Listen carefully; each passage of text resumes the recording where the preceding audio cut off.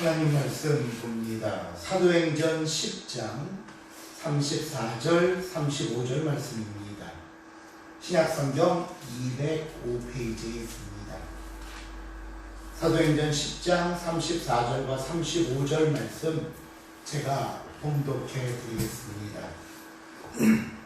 베드로가 입을 열어 말하되 내가 참으로 하나님은 사람의 외모를 보지 아니하시고 각 나라 중 하나님을 경외하며 의를 행하는 사람은 다 받으시는 줄 깨달았도다. 아멘.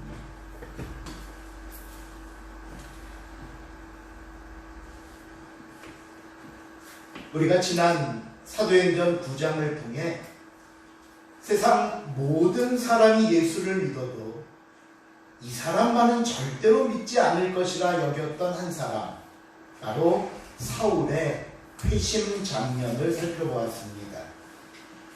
하나님께서 사울을 부르심은 이제 복음이 예루살렘과 유다와 사마리아를 넘어 땅끝까지 전파되기 위한 준비 작업을 본격적으로 시작하셨음을 알리는 일이었습니다.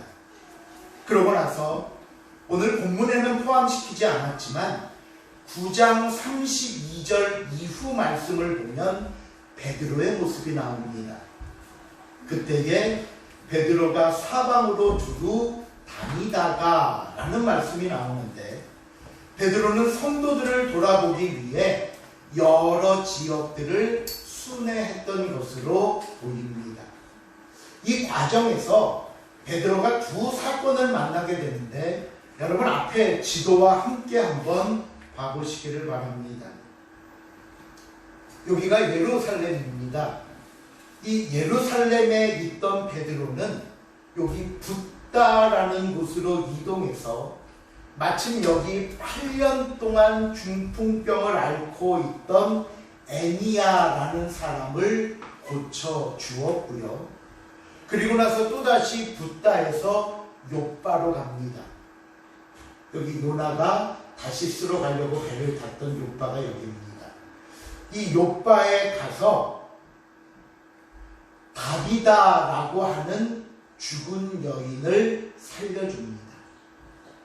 그러고 나서 이 욥바에 계속 머물면서 시몬이라고 하는 무두장이의 집에 머물렀다라는 말로 사도행전 9장이 마무리가 됩니다. 여기서 우리가 베드로가 무두장이의 집에 머물러 있었던 점을 먼저 주목해 보아야 하는데요. 여러분, 이 무두장이라는 말이 무엇을 하는 직업을 가리키는 건지 혹시 아십니까? 가죽. 예, 맞습니다. 가죽을 다루는 일을 하는 사람입니다. 옛날 성경에는 피장이라고, 가죽 피자를 써서 피장이라고 옛 성경에 돼 있었는데, 그들은 이 가죽을 다루는 일을 하다 보니까 직업상 죽은 짐승들을 만져야 하기 때문에 유대인들에게는 아주 부정한 직업 중에 하나였습니다. 이 일을 하는 사람은 성읍 안에 살고 있지만 마음대로 밖을 나다니지 못하고 격리되어 살아야 할 정도였고요. 심지어 한 여인이 약혼을 했는데 상대방 남자가 이 무두장이인 걸 모르고 약혼을 했으면 언제든지 파혼할 수 있다고 율법에 기록될 정도로 부정한 직업이었습니다. 그런데 지금 유대교의 깊은 전통과 생각에 사로잡혀 있는 베드로가 가장 부정한 일을 하고 있는 무두장이의 집에 머물러 있는 겁니다. 그것도 무슨 욥바에서 다른 일이 있어서 어쩔 수 없이 있게 된 것이 아니라 욥바에 더 이상 어떤 일도 없이 모든 일이 끝났는데도 다른 곳으로 옮기지 않고 그 집에 있었다는 겁니다. 성경은 베드로의 이런 상황을 이야기하고 나서 곧바로 이제 10장으로 넘어와 고넬료라는 사람의 이야기를 우리에게 들려줍니다. 고넬료가 어떤 사람이었나 하는 것은요, 누가의 기록과 고넬료 하인들의 증언과 천사의 말을 통해 우리가 들을 수가 있습니다. 먼저 누가는 오늘 본문 1절과 2절을 통해 고넬료에 대해서 이렇게 설명합니다. 우리 한번 같이 읽어볼까요? 사도행전 10장 1절과 2절 말씀 시작. 가이사랴에 고넬료라는 사람이 있으니 이달리아 부대라는 군대의 백부장이라. 그가 경건하여 온 집안과 더불어 하나님을 경외하며 백성을 많이 구제하고 하나님께 항상 기도하더니. 누가는 고넬료를 뭐라고 설명하냐 하면 가이사랴라는 지방에 살고 있던 이달리아 부대의 백부장이었다. 여러분 지도를 다시 한번 보시면요, 가이사라는 바로 요 위에 있는 도시입니다. 지중해 해변 도시로서 이 밑에 아까 이 요빠에서 가이사랴까지는 직선거리로 약 40km 정도 떨어져 있는 항구 도시인데요, 우리 아까 요나가 요빠에서 배를 타고 떠났다 말씀드렸듯이 구약 시대에는 요빠가 대표적인 항구 도시였지만 신약 시대로 들어와서는 이 가이사랴가 그 역할을 대신하면서 대표적인 항구 도시로 자리 잡게 됩니다. 그 다음 고넬료의 성품과 신앙은 어땠느냐? 경건하고 온 집안이 하나님을 경외했으며 구제와 기도에 힘쓰는 사람이었다라고 말합니다. 이게 누가가 설명하는 고넬료에 대한 이야기고요. 두 번째는 고넬료를 주인으로 모시고 있는 하인들의 증언입니다. 22절 한번 보겠습니다. 22절 시작. 그들이 대답하되 백부장 고넬료는 의인이요 하나님을 경외하는 사람이라. 유대와 온 족속이 칭찬하더니 그가 거룩한 천사의 지시를 받아 당신을 그 집으로 청하여 말을 들으려 합니다 한데. 우리가 어떤 직장 생활이나 상하 관계 속에서 아랫사람의 인정이나 존경을 받는다는 건 쉬운 일은 아닙니다. 그럼에도 불구하고 고넬료는 그 하인들이 보기에도 의인이었고 하나님을 경외하는 사람이었으며 온 족속이 칭찬하는 사람이었다라고 말합니다. 마지막 세 번째로 오늘 본문 4절을 보시면 천사들의 소개가 나옵니다. 기도와 구제가 하나님 앞에 상달되어 하나님께서 기억하시는 사람이 바로 고넬료입니다. 우리는 이 고넬료의 모습을 보면서 참 부럽습니다. 그리고 또 다른 한편으로는 저 정도는 해야 하나님께서 인정해 주시고 부르시는구나 라는 생각이 들 때면 반대로 내 모습이 한없이 초라하고 부끄럽기만 합니다. 그래서 어떤 분들은 하나님께서 이 오늘 고넬료를 특별히 선택하신 이유가 이런 성품과 행동들이었기 때문이다 라고 말씀하시면서 우리도 이런 모습을 갖추어야 하나님의 부르심을 받을 수 있다라고 설명을 하곤 합니다. 물론 고넬료의 이런 모습들은 우리가 본받아야 할 것임에는 틀림없지만 그렇다고 오늘 본문이 고넬료의 이런 모습을 강조하는 것이라고 이야기한다면 이거는 좀 본문을 이해하는데 빗나간 이야기일 수밖에 없습니다. 하나님께서 고넬료의 모습들을 소개하는 이유는요, 우리도 고넬료 같아야 하나님의 은혜와 축복을 받을 수 있다는 말씀을 하시기 위함이 아닙니다. 아니에요. 또 고넬료가 이런 성품과 신앙으로 열심히 살았기 때문에 하나님께서 그를 부르셨다는 것을 설명하려는 것도 아닙니다. 오히려 그 반대입니다. 고넬료가 훌륭한 성품을 가지고 의로운 일들을 하였음에도 불구하고 그가 성도로 들어올 수 없었던 사람이라는 것을 보여주기 위함입니다. 왜 그가 들어올 수 없었을까요? 이유는 한 가지입니다. 그는 이방인이었기 때문입니다. 이방인. 하나님께서는 고넬료의 이야기를 통해 지금 이방인이라는 문제를 해결하시려는 겁니다. 이방인들도 교회에 들어올 수 있다. 자, 그러면 도대체 고넬료의 어떤 이야기길래 그런가? 본문의 이야기로 들어가 보겠습니다. 하루는 고넬료가 오후 3시에, 성경에는 유대 시간으로 9시라고 나와 있는데 제가 이것을 우리 시간으로 바꾸려면 6시간을 더하면 된다라고 말씀드렸죠. 그래서 오후 3시에 환상을 봅니다. 천사가 고넬료에게 저 요빠 무두장이의 집에 머물고 있는 베드로를 청하라 알려주면서 그 집이 해변에 있다라는 말까지 덧붙여 아주 자세하게 가르쳐 줍니다.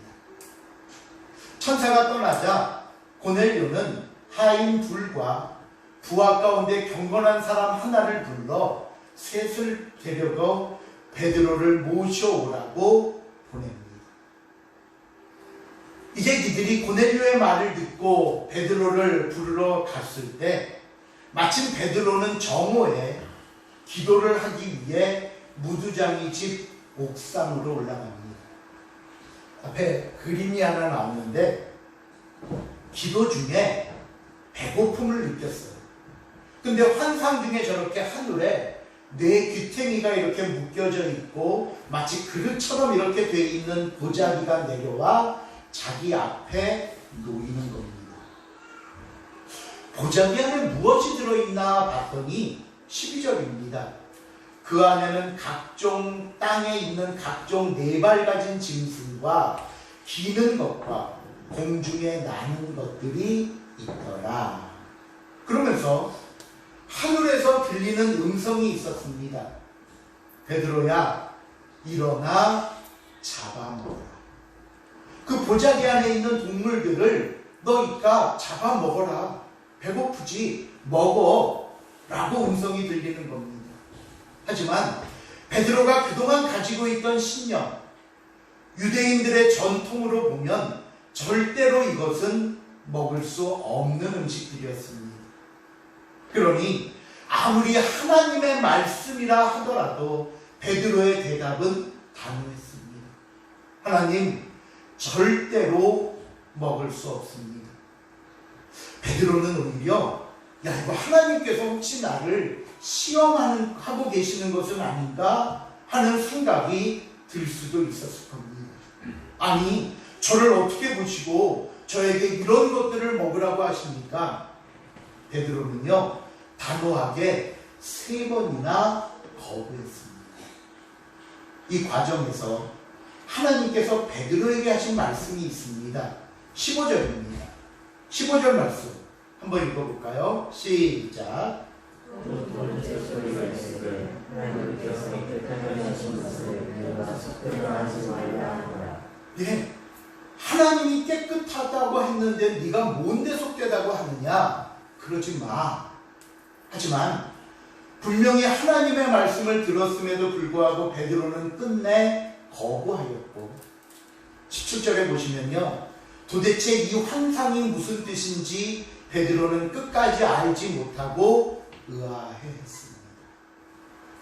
그때 고넬료가 보낸 사람들이 베드로가 있는 무두장이 시몬의 집 문에 도착을 합니다. 베드로는 너를 찾아온 사람들과 함께 가라는 성령의 말씀을 듣고 그들과 함께 고넬료의 집으로 갑니다. 고넬료는요, 가까운 친척과 친구들을 모아 자기 집에 기다리고 있다가 자기 집으로 오는 베드로를 보자마자 너무나 반가운 마음에 뛰쳐나가 그 앞에 엎드려 절을 하며 베드로를 맞이합니다. 결국 거기 모인 사람들 그리고 모든 광경들을 본 베드로가 아주 중요한 말을 합니다. 28절 29절입니다. 같이 한번 읽어볼게요. 28절 29절 말씀 시작. 유대인으로서 이방인과 교제하며 가까이 하는 것이 물론인 줄은 너희도 알거니와 하나님께서 내게 지시하사 아무도 속되하거나 택하지 않다 하지 말라 하시고 부름을 사용하지 아니하고 왔노라. 무슨 일로 나를 부르느냐. 베드로는 먼저 그동안 자신이 가지고 있던 신념을 이야기합니다. 나는 유대인이기 때문에 지금 이곳에서 너희 같은 이방인들과 교제하고 가까이 있는 것 자체가 뭐라고요? 위법이다. 나 지금 해서는 안 된 일을 하고 있는 거야. 근데 중요한 것은 그 다음 이야기입니다. 그런데 하나님께서 나에게 지시하시기를 아무도 속되다 하거나 깨끗하지 않다 하지 말라 하셨다. 그래서 내가 하나님의 말씀에 순종해서 너희에게 왔느니라 라고 이야기합니다. 베드로는 고넬료의 집에 가서 그 모여있는 사람들과 모든 광경의 모습들을 보고 난 뒤에야 자신에게 보여주신 보자기 환상과 왜 아무도 속되다 하지 말라고 하셨는가에 대한 말씀의 의미를 깨닫게 된 것입니다. 오늘 이 고넬료를 만나는 사건은 베드로에게 큰 전환점을 가져다 주었습니다. 이방인들의 구원에 대해 베드로의 생각이 180도 바뀌게 되었고요. 이를 통해서 다른 유대인들에게도 이방인의 구원을 설명할 수 있는 귀중한 증거요 자료가 됐던 것입니다. 곧바로 그 다음 11장으로 넘어가시면요, 아니나 다를까 히브리파 유대인들이 베드로가 고넬료 집에 들어가서 함께 있었던 일을 가지고 문제를 삼습니다. 그들이 베드로를 비난하자 베드로가 그들에게 무슨 얘기를 하냐면요, 바로 오늘의 본문의 모습을 이야기합니다. 내가 가고 싶어 간 게 아니라 환상을 보았고 성령의 순종에서 고넬료의 집에 간 것이다 라고 충분히 이야기한 후에 베드로가 결론적으로 이런 얘기를 합니다. 사도행전 11장 17절입니다. 11장 17절 시작. 그런즉 하나님이 우리가 주 예수 그리스도를 믿을 때 주신 것과 같은 선물을 그들에게 주셨으니 내가 누구이기에 하나님을 능히 맡겠느냐 하더라. 내가 누구이기에 능히 하나님을 맡겠느냐. 난 순종의 성도이다. 그러자 놀라운 것은요, 베드로의 이 설명을 들은 그 비난하던 유대인 성도들이 뭐라고 말했는지 아십니까? 그 다음 18절입니다. 18절 시작. 그들이 이걸 보고 찬양하여 하나님께 영광을 돌리되 그러면 하나님께서 이방인에게로 성령을 내게 주셨다. 예, 하나님께서 누구에게도 이방인에게도 생명 얻는 회개를 주셨다. 이것이 오늘 고넬료 이야기의 완성이자 하나님께서 본문을 통해 저와 여러분에게 하시고자 하는 말씀의 결론입니다. 이방인도 교회에 들어올 수 있다. 우리는 이 고넬료의 이야기를 통해 세 가지 교훈을 살펴보려고 합니다. 첫째로, 왜 베드로를 사용하셨을까요? 왜? 이것은요, 베드로를 위한 하나님의 배려입니다. 베드로는 계속 복음을 전해야 할 사람이기에 베드로 안에 가지고 있는 이 복음을 전하는 데 방해가 되는 요소가 무엇인지 하나님은 아셨습니다. 그러기에 그 요소들을 제거하고 하나님의 뜻을 깨달아 활동하는 진정한 복음의 일꾼으로 만드시기 위함이었던 것입니다. 베드로처럼 우리도 생각이 있고 신념이 있습니다. 오랫동안 학식이나 경험 등을 통해 내 안에 굳어져 있는 이야기입니다. 누가 뭐라 해도 나는 이것이 진리라고 믿고 내가 그렇게 행동할 수밖에 없는 이유가 되기도 합니다. 하지만 여러분, 그 내 생각과 신념이라는 것이 하나님의 일에 어떻게 쓰일지 생각해 보셨습니까? 내가 세운 틀 때문에 그것이 하나님의 일에 거치는 것이 되고 행여나 다른 사람들에게 상처가 되지는 않습니까? 나는 자랑스럽고 자신있게 저는요, 그런 속 헛된 것은 먹을 수 없습니다 라고 외치지만 그런 내 모습이 하나님 앞에 얼마나 모순되고 부끄러운 모습이 될 수 있는지 혹시 생각해 보셨습니까? 오늘 먹지 않겠습니다 말하는 베드로의 신념이 부끄러운 모습일 수밖에 없었던 이유가 있습니다. 그게 뭐냐면요, 베드로는 무두장이의 집에 머물고 있습니다. 앞에서도 설명했지만 모든 사람들이 부정하다고 말하는 무두장이의 집에 머물면서 먹는 문제만큼은 철저하게 지키겠다는 그 자체가 모순입니다. 때로는 억지고 고집입니다. 하지만 그럼에도 불구하고 베드로의 훌륭한 모습은요, 자신이 갖고 있던 편견과 고집을 버렸다는 것입니다. 이는 내 인생의 주관자는 내 자신이 아니라 하나님이어야 함을 가르쳐주는 말씀입니다. 그래서 제가 종종 드리는 말씀이 있지 않습니까? 성령보다 기도보다 앞서지 않게 하옵소서. 나의 편견을 깨고 하나님을 바라보시길 바랍니다. 둘째로 하나님의 인도하심에 순종해야 합니다. 성도들을 돌아보는 일을 마친 베드로는 욥바 무두장이의 집에 있었습니다. 성경은요, 그가 왜 그 집에 머물게 되었는지에 대해서 아무런 설명도 하진 않습니다. 하지만 한 가지 분명한 것은 이것도 하나님의 계획 아래에 있던 일이라는 것입니다. 천사가 고넬료에게 베드로를 청하라고 하면서 6절에 보시면요, 무두장이 시몬의 집에 유숙하니 그 집은 해변에 있다라고 말씀합니다. 물론 베드로가 다른 곳에 있다고 해서 베드로를 찾지 못하거나 부르지 못할 일은 없을 겁니다. 하지만 오늘 천사의 이 가르침 속에는요, 내가 그곳에서 너를 기다리게 하면서 준비해 놓은 사람이 있다라는 의미로 들리기도 합니다. 또 앞에 지도를 다시 한번 보시면요, 예루살렘에 있던 베드로의 동선이 예루살렘, 붓다, 욥바로 가면서 점점 가이사라와 거리가 가까워지는 것을 우리가 볼 수 있습니다. 이것도 그가 욥바에 머물러야 했던 이유 중에 하나가 아닐까 생각해 보기도 합니다. 이렇듯 여러분, 하나님께서는 저와 여러분을 어디에 두실지 모릅니다. 때로는 험한 곳에서 우리로 하여금 더 기다리게 할 수도 있습니다. 하지만 그것도 저와 여러분을 향한 하나님의 계획이 있는 곳이라는 사실을 잊지 마시길 바랍니다.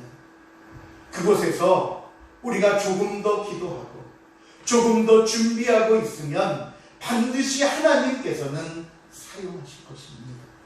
그러기에 항상 내가 있는 곳에서 내게 주어진 일이 무엇이 되었건 그 일에 최선을 다하는 저와 여러분이 될 수 있기를 다시 한번 주님의 이름으로 부탁을 드립니다. 마지막으로 교회 안에는 그리고 복음에는 차별이 존재할 수 없습니다. 오늘 본부 후반부를 보시면요, 이제 그 모여있는 고넬료 가족과 친구들에게 베드로가 설교하던 중에 이런 얘기를 합니다. 44절에 보시면요, 성령이 말씀을 듣는 모든 사람에게 내려오셨다라고 이야기를 하고요, 성령이 임한 결과 그곳에 있던 사람들이 성령을 받고 방언을 말하며 하나님 높임을 들었다라고 이야기를 합니다. 그럼 잘 보세요. 성령이 임하자 방언을 했다. 혹시 이와 비슷한 사건으로 기억나는 일 없으십니까? 있죠? 뭐죠? 예, 맞아요. 오순절. 마침 다음 주가 오순절 성령 강림절인데 어쨌든 오순절 마가의 다락방에 성령이 임하시자 거기 모였던 사람들이 방언을 했던 것과 똑같은 현상이 일어납니다. 그런데 우리만 지금 이 말씀 보면서 그때와 똑같네 라고 느낀 것이 아닙니다. 베드로도 47절에 보면요, 이 사람들이 우리와 같이 성령을 받았다라고 말씀합니다. 그리고 그 뒤에 11장 27절에 가면 자기를 비난하는 유대인들을 설득하면서 무슨 얘기를 하냐면요, 굉장히 중요한 얘기를 합니다. 우리가 한번 읽어볼까요? 앞에 시작. 우리가 주 예수 그리스도를 믿음에 주신 것과 같은 선물을 우리들에게 주셨다. 예, 우리가 오순절 성령 받고 나서 받은 은혜와 구원과 축복을 이 이방 고넬료 가족들에게도 똑같은 선물로 주신 걸 내가 봤다는 겁니다. 그러면 지금 베드로는 무슨 얘기를 하려고 하는 것입니까? 하나님의 구원, 하나님의 축복, 하나님의 은혜는 유대인이나 이방인이나 차별이 없다는 겁니다. 오늘 보면 34절, 35절을 보시면요, 이 모든 이야기의 베드로의 고백이자 결론이 나옵니다. 베드로가 입을 열어 말하되 내가 참으로 하나님은 사람의 외모를 보지 아니하시고 각 나라 중 하나님을 경외하며 의를 행하는 사람은 다 받으시는 줄 깨달았도다. 이 차별을 없애시고자, 그 누구도 차별해서 복음을 전하면 안 된다는 것을 알려주시고자 이렇게 하신 것입니다. 근데요, 참 우리도 알게 모르게 많은 기준을 내세워 사람들을 나누려고 합니다. 그리고 그 기준 뒤에는요, 너는 이래서 안 되고 너는 저래서 나와 함께 할 수 없어 라고 말하기도 합니다. 오죽하면 오늘 고넬료 같은 의롭고 신실한 사람도 이방인이라는 단 한 가지 이유만으로 복음에서 제외되어 있지 않습니까? 우리 몸에 지체가 하나이듯 교회 안에는, 그리고 복음 안에는 저와 여러분이 하나라는 사실을 잊지 마시길 바랍니다. 우리가 함께 돌보고 함께 그리스도의 일을 이루어 나가야 할 예수를 머리로 하는 한 몸이라는 사실을 기억해 주시기 바랍니다. 우리가 이 가르침을 잊지 않을 때 복음과 그리스도의 사랑이 내 가족에게 들려줄 수 있을 것이고 우리 이웃에게 전파될 수 있을 것이고 세상 끝까지 퍼져나갈 수 있다는 사실을 말씀하고 있습니다. 말씀을 맺습니다. 예루살렘을 시작으로 유다와 사마리아까지 퍼진 복음이 이제는 땅끝 이방인들에게 나가기 위한 준비를 합니다. 여러분, 하나님의 일은 이토록 언제나 세밀하고 정확합니다. 우리는 더디다 그러고 속상하다 그러고 왜 안 됩니까 말하지만 하나님은 단 1초도 어긋나지 않고 잘못된 결과를 만들지도 않습니다. 그리고 그 하나님의 일에 저와 여러분을 사용하실 것입니다. 우리는 하나님, 나는 이래서 안 되고 저래서 안 되고 가진 게 없고 부족하고 연약합니다 말해도 아니요. 우리의 모든 걸 알고 계신 하나님께서는 우리의 모습 이대로, 우리의 형편 이대로 우리를 부르시고 사용하실 것입니다. 그러므로 항상 준비하는 마음을 가지십시오. 내가 있는 그곳에서 내게 주어진 일이 무엇이 되었건 최선을 다하십시오. 그리고 나를 부르셨을 때에 기꺼이 감사함으로 부르심에 순종하는 저와 여러분의 삶이 될 수 있기를 다시 한번 주님의 이름으로 부탁을 드립니다. 기도하시겠습니다. 하나님 감사합니다.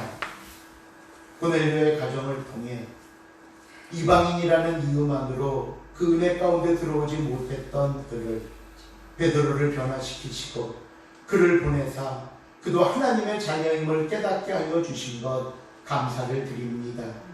우리가 살면서 얼마나 많은 베드로와 같은 행동을 했고 베드로와 같은 마음을 가지고 너만은 안 된다고 이야기했던 부끄러운 모습입니다. 하나님, 우리의 교만과 어리석음을 깨뜨려 주시고 우리의 고집과 편견과 우리의 교만을 내려놓게 하사 말씀 앞에 순종하게 하시고 그 말씀을 따라 주님 부르실 때 쓰임받을 수 있는 복된 삶이 되게 하여 주시옵소서. 감사드리오며 예수님의 이름